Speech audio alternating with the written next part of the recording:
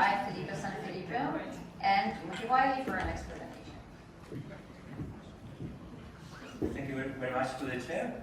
So we are at HRI. This session is meant to trigger discussion, right? We are pushing the boundaries of human-robot interaction. So I would like to involve all of you in a small experiment.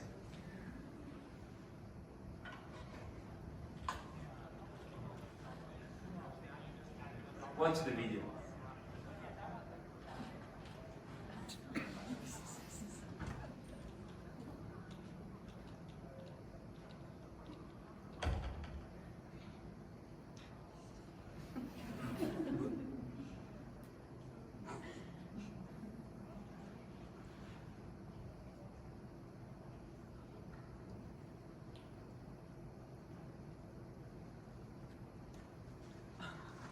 Yeah. So now the question is, what do you feel when you watch such a competition? What is your emotion? And how would you communicate as a crowd such emotions to the players, to the robot players? So we keep these questions in mind and try to also trigger your own comments, your own vision, and we leave it for the end of the presentation. The title of our work is RoboCup Soccer, Autonomy Uprising, how proud referees and humanoid robots are redefining the future of HRI. So basically, in the title we already have the players involved in this interaction, and we are trying to establish a structured approach to gradually lift levels of autonomy for this specific scenario. This is very much connected to the keynote speaker that we listened yesterday from Professor Adams, so robots in the wild.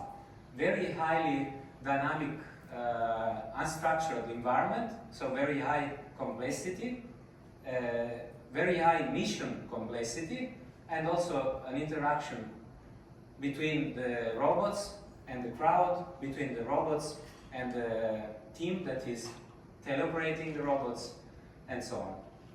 Short summary of our presentation, introducing the topic, and then the core contributions. We borrow from an established framework that is called ALFUS, the autonomy levels for unmanned systems. We borrow this framework and we apply it to humanoid robots playing soccer. And then we also apply another framework that is established in the robotics field, the ATRA framework, for levels of technology readiness. And we apply it to this specific scenario. Very quickly, this is our research group, and basically we work with robots operating in different environments. So we have the core middle layer with different robots, we have add-ons layers where we can add the manipulators and grippers and so on, but the core layer is the human-machine interface, very related to this topic. So when we looked at increasing the level of autonomy for robots playing soccer, we also realized that this is happening. It has happened already for industrial robots. So in this picture you can see the transition, the revolution that we have witnessed in the past years. So we started with robots that were considered as wild beasts, trapped in a cage, completely separated by humans, because they were using really strong motors that were potentially harmful. We transitioned to HRI, where we liberated the beast, and later on we moved to HRC. So first time that really the physical gap between machines and humans were getting so close. Close physical human-robot collaboration, or PHRC, means that for the first time humans were sharing forces, not only space. And finally, HRT, human-robot teaming, is what we are trying to establish today, this new concept where we share space, we share forces, we share decisions. So who is taking the decision? There is a light bulb, right? On the human and on the robot. And we also share emotions. So there, in that case, it's not enough to know what is happening right now, but we also need to predict the future. So we borrow this transition and we are trying to apply the same transition to humanoid robots playing soccer. Yes, so my name is Tim, part of the collaboration here, and as we just said, we conducted an experiment with you in the crowd in the case of robots playing soccer, and much like you might have on a direct interaction when you are working one-on-one with a robot, you have had many of the same experiences of emotion, of trust, of a perception you placed on these robots playing soccer, but indirectly together as a crowd, even laughing or cheering together. And so our proposal in this paper is to elevate HRI into this space of indirect crowd interactions. And we're borrowing from these two frameworks as Filippo had mentioned. So the reason this is different, and this is a table from the paper, we're not going to go through the whole thing here, is the reason this is a challenge is compared to human soccer, I'm not going to call it real soccer because robots are real soccer too.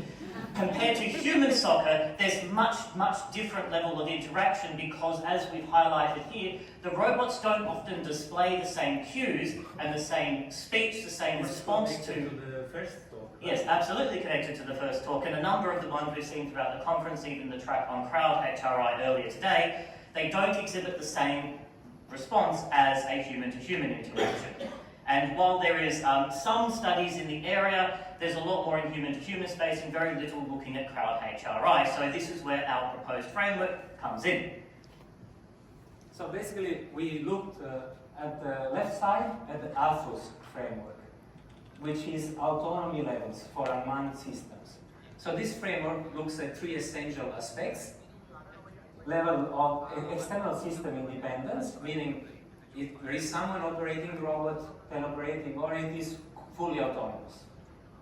Environmental complexity, so how complex is the scenario, and mission complexity. And in this case, it's a quite complex mission. And on the right side, we have the gradual increase of levels of autonomy. Similar to what is happening for autonomous vehicles, we define 9 levels of autonomy. So in the interest of time, we will focus directly, we will look at the 9 levels of autonomy that we have defined, which progress from direct human control to assisted control, reactive autonomy, basic autonomous behavior, structured decision making, adaptive team behavior, collaborative autonomy, strategic independence, and full integration. For the details, you have to read the articles. Yeah, so there's a very brief motivating example, and we'll keep it very short. In our game of soccer, if we have a situation where the goalie is damaged and no longer able to continue, unlike human soccer, our rules allow us for another robot on the field to take over and be the goalie and touch the ball with its hands. And so this is a highly complex environment that sits at levels 7 through to 9, and you have to have within the robots themselves this scenario, there's a mid-game failure, team adaptation, and role reassignment. But the question becomes of how do you communicate that to people who have never seen RoboCup soccer before? And if I hadn't said this to you, how would you know this? And so that's what our framework's looking at evaluating. And the next stage would be in how we actually integrate that with the crowd through various different forms of interaction. But that will be for future research. So the point is that the idea is to have a multimodal interface that involves visual feedback, audio feedback, and tactile feedback. So in the interest, we want to flip a little bit the end of the presentation. We start with 2 questions, and then we summarize the contribution. Questions or comments, anything, please.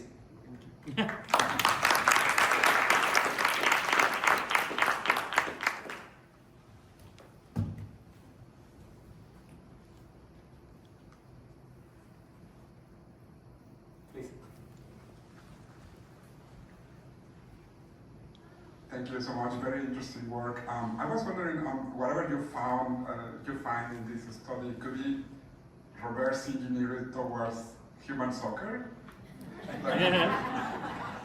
Because I follow a very losing team, and maybe that. You need to change teams. So the thing that we find in a colloquium, this is where the framework tends to come in, is that people come in who know soccer, such as perhaps yourself, have a lot of preconceived ideas of what that game should look like. And so that's actually a thing that challenges back again, is when you have a preconceived notion of your environment or the world or the expectations, perhaps what we saw in many other talks with direct interaction, that then pollutes what you expect is going to be the case. So I don't know if we have lessons yet for human soccer other than the robots can be faster and more dangerous. But it is an interesting business idea in case we choose to quit our job. One more? Hi, thank you. This is really interesting. I know that one of the end goals of RoboCup soccer is to have the robots play humans. So I was wondering, does this fit into that? How would this fit into that kind of end goal as well? Robots playing humans. Yes, right? Yes, that is an absolute application of HRI that we're not looking at in this work. It's a more of direct application of HRI that a number of people are looking at. For example, our own team has a VR system to help with that. But yes, it's definitely on the cards, just a different aspect. It's not our new imagining. One last comment. This is a very good point. When we looked at this transition to the human-robot teaming concept, you are asking, is it robots playing humans? But I could ask, could it be humans playing robots? Who is in charge of that interaction? Yeah? Who is taking the decisions? And I wonder what the crowd would feel. Exactly. Yes. Great, we should go. Summarize? Yeah. Oh, sorry, yes, so it's a very, so just to wrap up, so yeah, the interesting question, so the key contribution in this paper is the framework that we're going to measure, that we have been measuring these studies against, and we hope to have in the next iteration some actual studies with RoboCup in the future competitions, and please reach out to us. We are hosting a lab visit at our lab with hopefully a RoboCup game 10 o'clock on Friday. Oh, wow.